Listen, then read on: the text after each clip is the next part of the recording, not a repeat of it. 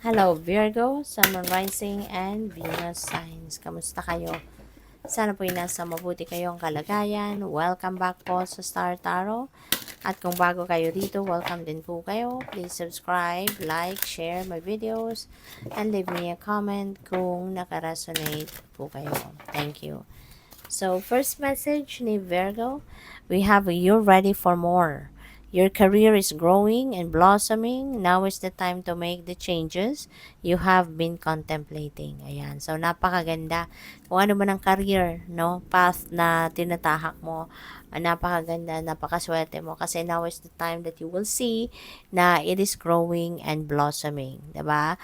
Maaring, eto na din yung time, 'di ba? Perfect timing na din ito na kung gusto mong magkaroon ng pagbabago sa inyong career, meron kang pagbabagong in a good way, no? Na yung parang gusto mong baguhin because you want to improve, gusto mo pang mas lalo kang umalagwa sa inyong karera, yung gano'n. Now is the perfect time for you to do it, no?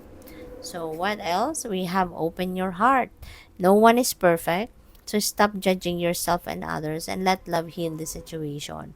Okay? So, this is a very beautiful reminder para sa inyong lahat, Virgo, na stop judging yourself and others. Kasi, let's always remember na walang perfect.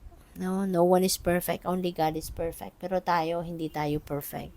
'Di ba? And even situations, 'di ba? And even the journey natin sa buhay, 'di ba? Hindi walang perpekto.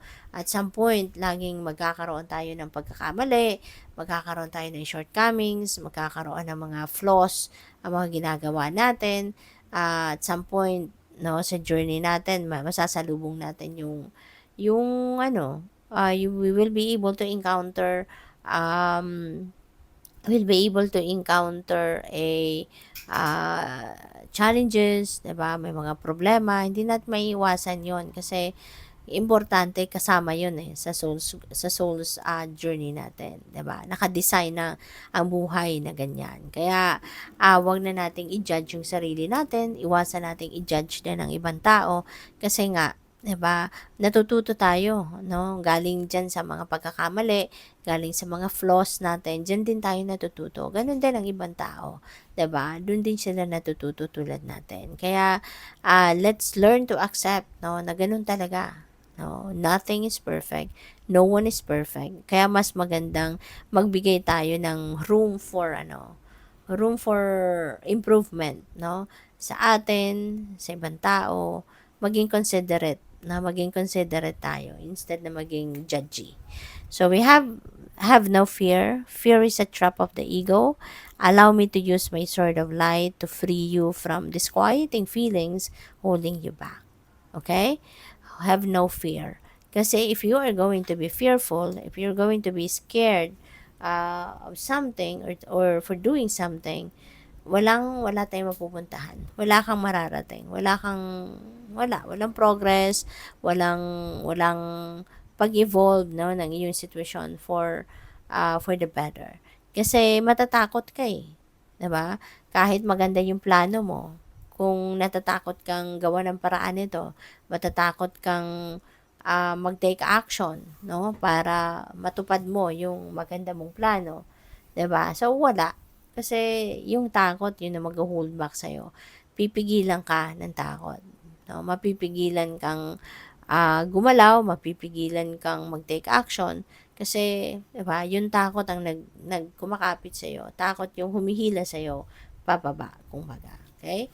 Or pabalik. So, tingnan natin kung ano pa ang mga messages ni Virgo.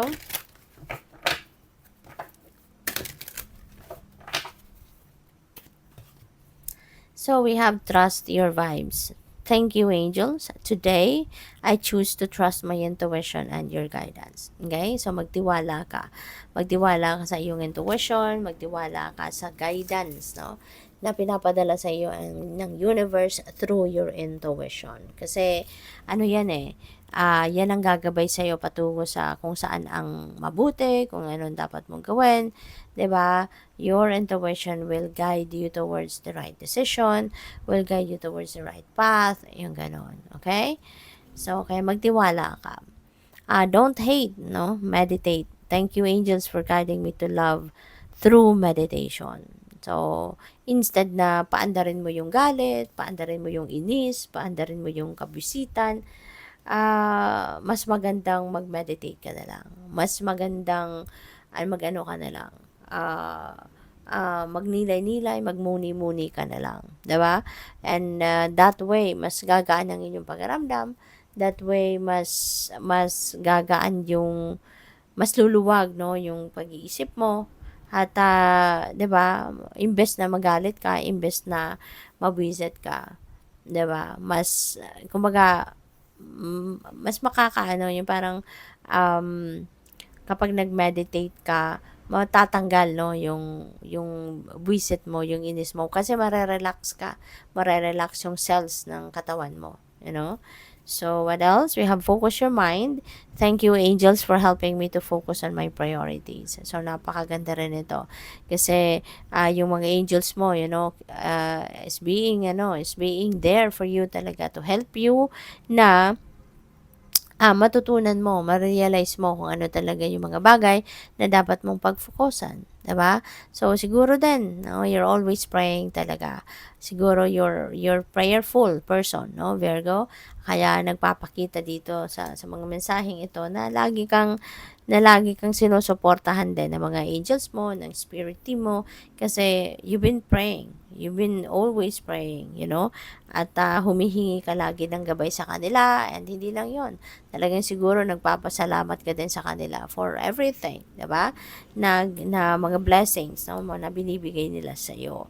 Kaya sa ngayon din ano, pagdating sa mga priorities, siguro mas alam mo kung ano yung mga ipa-priority mo, mas alam mo sa sarili mo kung ano yung mga uunahin mo, ano mga importanteng bagay because 'di ba, malinaw isip mo, no? Meron kang clear direction kung ano man ang mga bagay na dapat mong unahin, anong dapat mong gawin, 'di ba? So good luck. Thank you for watching. Love and light. Namaste.